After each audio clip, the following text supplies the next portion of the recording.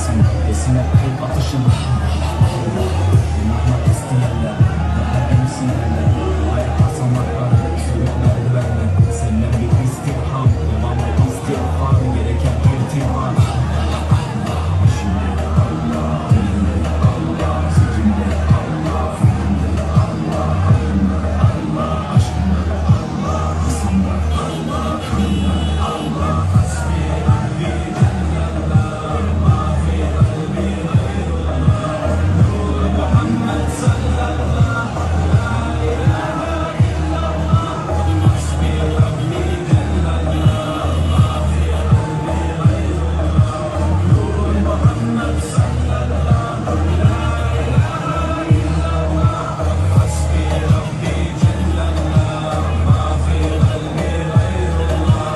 Nur Muhammed sallallahu la ilahe illallah. Hasbi Rabbi. Sana yazmazlar, böyle olmazlar. Onlar da düşünmekte çok anlamlı.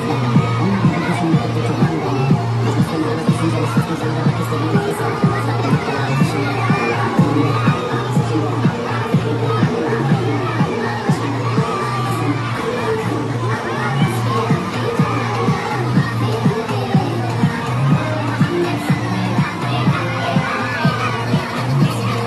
fikirle Allah, aklımda Allah, aşkımda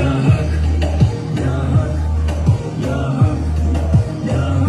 hızımda Allah, Kur'an, kurban, hurdaci, flow, mus'ab, anlatır hak kitap, yalan ve hakikat, cabası tarikat. Allah Allah, sana yobaz derler, böyle olmaz derler. Onlar gibi düşünmedikçe çoban derler. Biz Müslümanız, düşüncemiz hasbi zandır. Bak istediğin güçle saldır. Biz Rab'le müptelayız, işinde Allah, dilimde Allah, zikrimde